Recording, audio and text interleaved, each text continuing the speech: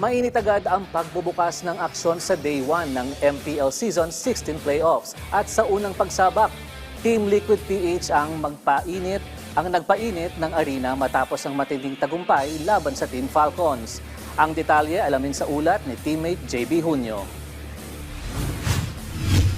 Matinding init ang dala ng Team Liquid PH sa unang araw ng Mobile Legends Professional League Season 16 Playoffs matapos talunin ng Team Falcons sa isang kapanapanabik na 3-1 series win. Pinamunuan ni Kel Oheb Soriano ang Game 1 nang may kargadang 3 kills at 9 assists. Nagpasiklab din si Soriano sa Game 2 na nakapagtala ng 9 kills at 3 assists. Bagamat nakuha naman ng Falcons ang Game 3, hindi naman nagpatinag ang The GOAT na si Carl Cartesi Nepomuceno sa Game 4 na bit-bit ang 3 kills at 6 assists para wakasan ng laban. Ayon kay Cartesi, ilan sa nakikita niyang matinding kalaban ay ang Onyx PH at ang top seed na Aurora Gaming. Dagdag pa niya na walang halong kaba kundi excitement ang kanilang nararamdaman habang papalapit ang championship.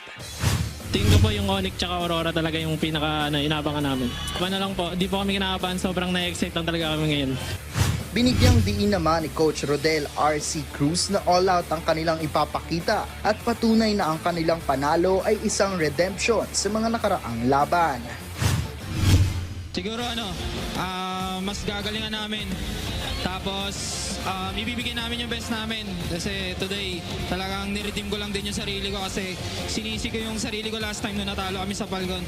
So yun, nakabawi na kami. Dahil sa tagumpay na ito, ang Team Liquid PH ay uusad na sa susunod na round ng playoffs at patuloy na lalaban para sa pag-asang makuha ang MPL Season 16 Championship title. JB Junio para sa Atletang Pilipino para sa Bagong Pilipinas.